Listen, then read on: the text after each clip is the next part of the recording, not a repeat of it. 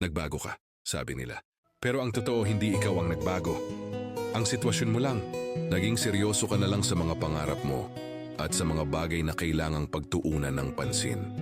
Minsan, hindi nila naiintindihan kung bakit hindi ka na madalas sumama sa mga lakad o hindi nakakapag-reply tulad ng dati.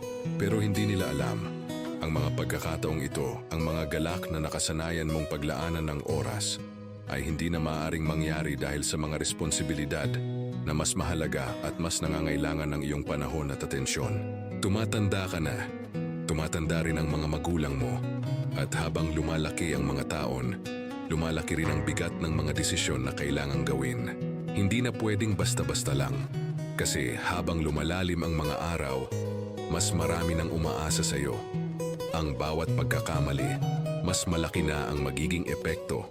At alam mong may mga tao na nakatingin sa iyo at umaasa na magtatagumpay ka. Hindi mo na kayang magkamali. Di mo kayang mawalan. Kaya lahat ng mga baraha mo, ipinaglalaban mo. Ang bawat hakbang na tinatahak mo, bawat pagsugal na ginagawa mo, ay para lang makabawi sa mga magulang mo. Para mabigyan sila ng buhay na hindi nila naranasan noon. Kasi sila ang dahilan kung bakit ka patuloy na lumalaban. Gusto mong ipakita sa kanila na sulit ang lahat ng sakripisyo. Gusto mong makita nila na may mga pangarap kang hindi lang para sa sarili mo, kundi para rin sa kanila. Kaya kahit mahirap, kahit minsan ay parang lahat ay laban, patuloy mong isinusugal ang lahat.